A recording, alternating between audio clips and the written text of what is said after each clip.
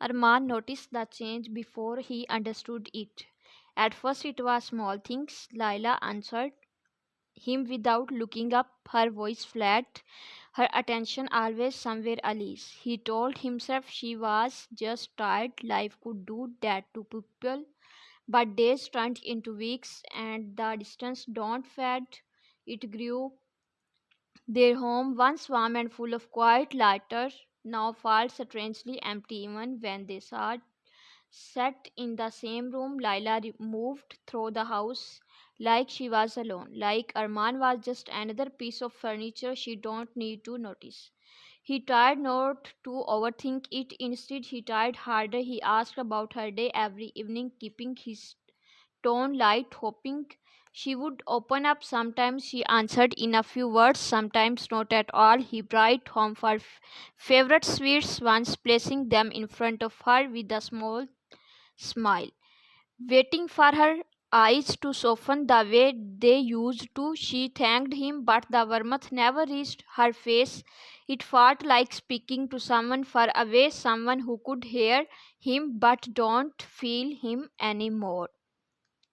Arman refused to give up. He planned small moments, thinking maybe they just needed time together. One night, he suggested they watch a movie they both used to love. Laila agreed but spent most of the time on her phone. He sat up beside her, pretending to watch the screen while his chest tightened with something he could not name. It was anger, it was not even jealousy, it was a quiet kind of heart that settled deep and refused to leave. Late at night, when Lala was asleep, Arman would lie awake, starting at the ceiling. He kept asking himself the same question: what changed? He searched his memory for the moment things began to fall apart, but there was no clear answer. It had happened slowly, like a door closing inch by inch until it was finally shut. Once evening, he found an old photo tucked in a drawer. It was from a simpler time. Laila was lugging her head slightly tilted toward him, her eyes bright and full of life. Arman remembered that day clearly, the way she had held his hand without hesitation, the way she had looked at him like he was enough. He started at the photo for a long time, trying to connect it to the woman who now nearby met his gaze. He sat alone in the living room, the quiet pressing against him. The house felt too big, too still. He held the photo in his hand and whispered almost without realizing it, where did we lose this?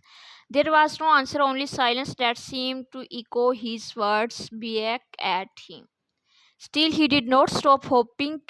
When the invitation to the work event arrived, something inside him shifted. Maybe this was a chance, a fresh moment, a place where they could stand together again, away from the routine that had pulled from the apart. Gathering his courage, he asked him to come with him. Laila fused just for a second before agreeing. It was excitement, but it was not refusal either. And for Arman, that was enough. For the first time in a long while, he felt a small spark rise in her chest, fragile but real. The event hall glowed with soft golden light, filled with voice, music, and the quiet confidence of people who belonged there.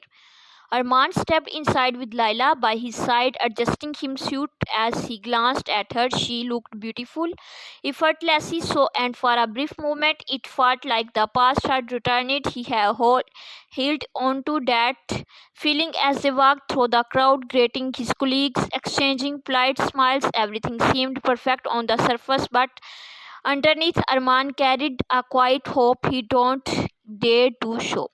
As the evening settled, the music slowed and couples began to move toward the dance floor. The atmosphere softened, turning intimate, almost magical. Arman looked at Laila, noticing how the light touched her face.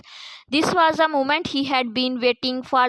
Taking a small breath, he turned to her and gently offered his hand. Would you like to dance? He asked, his voice calm but filled with quiet anticipation. Laila looked at this hand, then at his face. For a second, it seemed like she might say yes. But then her expression shifted distant again. I am not really in the mood, she said simply. The were not harsh, but they landed heavily. Armand froze for a brief moment, then slowly lowered his hand. Around them, lighter continued, music played, and couples moved closer together, lost in their own words. But for him, everything felt still. This was not new. She had turned him away before, yet something about this moment in this place made it possible to ignore. Instead of forcing a smile or asking again, Armand did something different. He stepped back. The hope he had carried into the night don't break loudly, it faded quietly like a light being turned off. Okay, he said, his tone steady, almost peaceful. He did not ask again, he did not try to conceive her. Instead, he turned his attention elsewhere. He joined conversations, listened carefully, even looked when appropriate.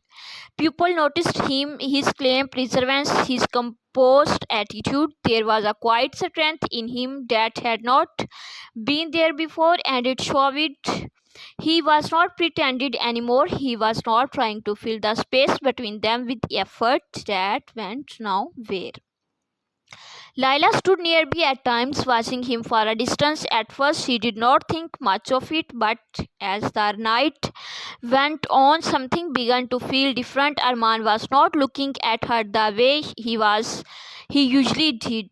He was not waiting for her reaction or trying to pull her into a moment. He was simply fine without her. That unsettled her more than she expected. She noticed how easily he spoke to others, how natural his smile seemed. There was no tension in him, no silent question in his eyes. It was as if he had quietly stepped out of the space where he used to wait for her. Lila found herself glancing at him again and again, a strange feeling growing in her chest. It was not clear, but it was enough to make her uneasy. For the first time, she felt the absence of something she had not realized was there before, his constant effort. And as the music played on and the night moved forward, Lila began to understand that something had changed. Not in the room, not in the event, but in Arman himself. What he did not realize was how deep that change truly was, and that by the time the night ended, it might already be too late to go back.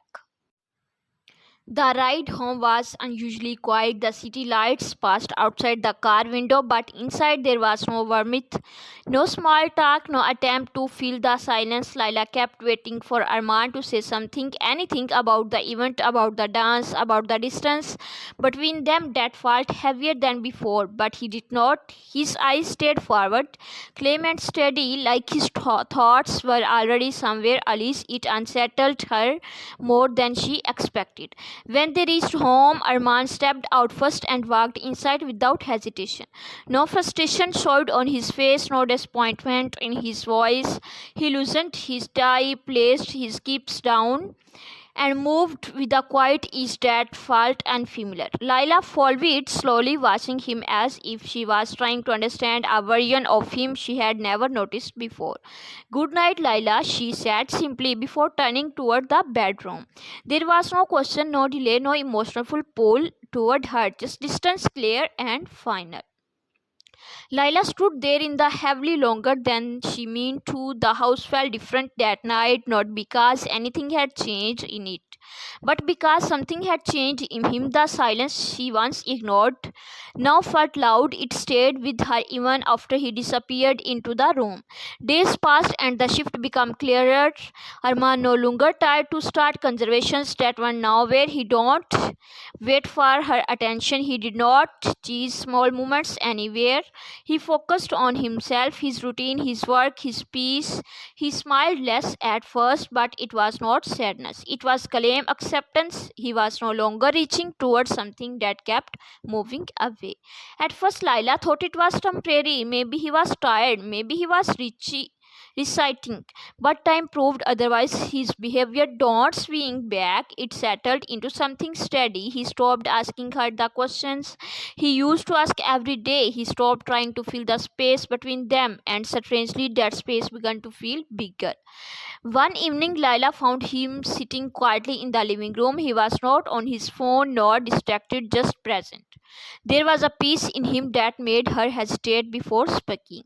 Armand, she said softly. He looked at her, no anger, no sadness, just claim attention. She stepped closer. Why did you stop trying? The question came out more fragile than she intended. For a moment, there was only silence. Armand did not rush to answer. He seemed to choose his words carefully, not out of emotion, but clarity. Because love she should not feel like I am the only one holding on, he said. The words landed quietly but deeply. There was no blame in them, no bitterness, just truth. Laila did not respond. She could not, because in that moment she understands something she had ignored for a long time. It was never about one big fight or one sudden change. It was the slow fading of effort she never returned. Armand stood up and walked past her, leaving the room without tension, without anger, and for the first time Laila did not feel like she was watching a man leave out of frustration. She felt like she was watching someone finally choose himself. And in that silence, she realized something painful. When someone stops waiting for you, it does not always mean they stopped loving you. Sometimes it means they finally learned how to let go.